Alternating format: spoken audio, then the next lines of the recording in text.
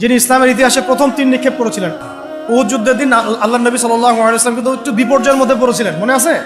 চারদিক থেকে তাকে আক্রমণ করা হয়েছে। খালিদ বিন ওয়ালিদ তখন তিনি মুসলিম হন নাই, এসে আক্রমণ করেছেন, পিছন থেকে সাহাবীদেরকে আক্রমণ করেছেন, অনেক সাহাবী শহীদ হয়েছেন। আর নবী সাল্লাল্লাহু আলাইহি ওয়াসাল্লামের কাছেও প্রায়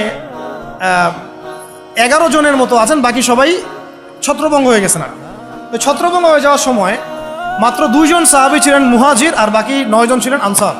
তো একে একে আনসার সাহাবীরা শহীদ হতে লাগলেন। আর 2 জন মুহাজির সাহাবীর মধ্যে একজন সাদ বিন আবি ওয়াক্কাস, একজন হচ্ছেন তালহা বিন উবাইদুল্লাহ রাদিয়াল্লাহু আনহু। সাদ রাদিয়াল্লাহু আনহু তীর ছুটছেন। আল্লাহ নবী সাল্লাল্লাহু আলাইহি ওয়াসাল্লাম তাকে লক্ষ্য করে বলছেন, হে সাদ, আমার পিতামাতা তোমার প্রতি কুরবান হয়ে যাক, তুমি তীর ছুঁড়ো। সাহাবীরা সবাই বলতেন, ইয়া রাসূলুল্লাহ, আপনার জন্য আমার পিতামাতা কুরবান হোক। আল্লাহ নবীজি নিজে বলেছেন, হে সাদ, তোমার জন্য আমার পিতামাতা কুরবান হোক। এই একমাত্র সাহাবী যিনি ইসলামের ইতিহাসে প্রথম তীর নিক্ষেপ করেছিলেন, সাদ বিন আবি ওয়াক্কাস রাদিয়াল্লাহু আনহু।